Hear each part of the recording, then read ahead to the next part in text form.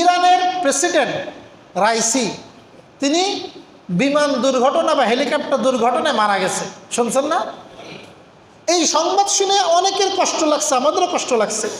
কারণ আপনারা সবাই জানেন যে ইসরায়েল যে গাজায় হামলা করতেছে, ফিলিস্তিনে হামলা করতেছে, এই পর্যন্ত কোনো রাষ্ট্র ইরানের মতন এইভাবে কঠোর ভূমিকায় যায়নি।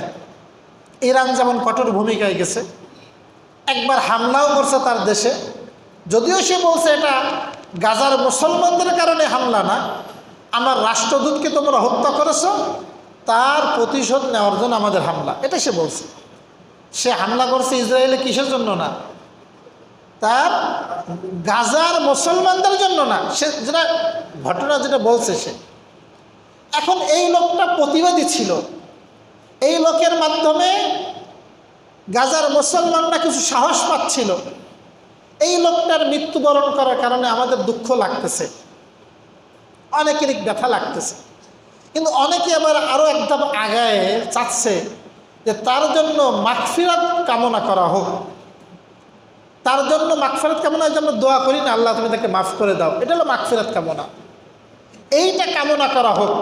আমার কাছে আজকে চিঠিও আসছে, এটা আপনাদের বাংলাদেশ সরকার থেকে আসছে রাষ্ট্রীয়ভাবে শোক দিবস। এটা তো রাষ্ট্র করা লাগে অনেক কিছু। এখন আমার জন্য আপনার জন্য তাদের জন্য মাগফিরাত কামনা করা যাবে কিনা এটা আপনি বোঝেন। ইরানে যারা বসবাস করে, ইরানে এরা হলো শিয়া। এরা কি? এই শিয়াদের মধ্যে অন্তত 22টা দল উপদল আছে, 22টা দল উপদল আছে। এর মধ্যে 3টা দল সবচেয়ে কঠোর উগ্র। তার মধ্যে একটা হলো রাফেজি, একটা হলো বাতেনি, একটা হলো ইসমাইলি। এই 3টা হলো কঠোর, সবচেয়ে কঠোর রাফেজি। খোমেনি এই রাফেজি, বর্তমান যে খোমেনি আছে না, এরা হলো রাফেজি ইসনা আশারা। বর্তমান যিনি প্রেসিডেন্ট মারা গেল, এরা হলো সব ওই রাফেজি, মানে শক্ত, খুব শক্ত। আবার কিছু আছে নরম, যেমন জাইদিয়া, ইয়ামান, ইয়ামান দেশ, ওখানেও কিছু শিয়া আছে, ওরা হলো ইসমাইলি না, ওরা হলো জাইদিয়া। তো এই গ্রুপ উপগ্রুপের মধ্যে যারা এই রাফেজি, যারা ইসমাইলি, যারা বাতিনি, মানে কঠিন 3 দল, এদের ব্যাপারে আমি তো ছোট মানুষ, আরবের সব আলেমদের ফতোয়া, দেওবন্দের ফতোয়া, মিশর জামে আজহারের ফতোয়া, সারা বিশ্বের আহলে সুন্নাত ওয়াল জামাতের আকীদার অনুসারীদের ফতোয়া, এরা সকলে কাফের। এরা কি? কি কয়? এরা সব কি? কেন কাফের?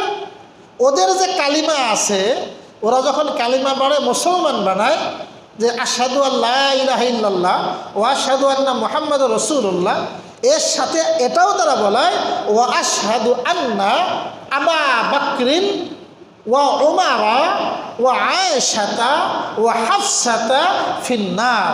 মুসলমান হওয়ার সময় তাদের স্বীকারোক্তি করা লাগে, নিশ্চয় আমি সাক্ষ্য দিচ্ছি আবু বকর, ওমর, আয়েশা, হাফসা এরা প্রত্যেকে জাহান্নামী। নাউজুবিল্লাহ বললেন না? ওরা 12 ইমামের আকীদা পোষণ করে। কয় ইমাম?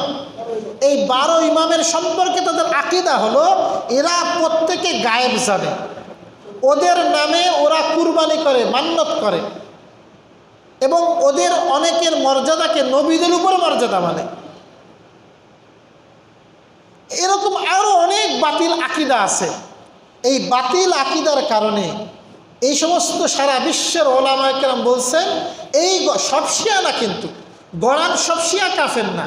যারা জাইদিয়া, ওই যে ইয়ামানের যারা আছে, এরা শুধুমাত্র ওদের দোষ হলো ওরা আবু বকর ওমরের পরে আলীর শ্রেষ্ঠত্ব দেয়, এটা কাজটা অন্যায়, কিন্তু তারা কাফের না। কিন্তু এই ইরানে এবং এই জাতীয় অঞ্চলে যারা আছে, এদের ব্যাপারে ওলামায়ে কেরামের ফতোয়া হলো এরা কাফের। আর যারা কাফের অবস্থায় মৃত্যুবরণ করে, এদের জন্য কোরআনের নির্দেশ মাগফিরাত কামনা করা যাবে। কি কামনা করা যাবে না? বুঝেননি কথাটা? যাই হোক, তো একটা শুধু লা ইলাহা ইল্লাল্লাহ মানলে হবে না, অন্য অংশগুলোও মানতে হবে। নতুবা ঈমান পরিপূর্ণ হবে না।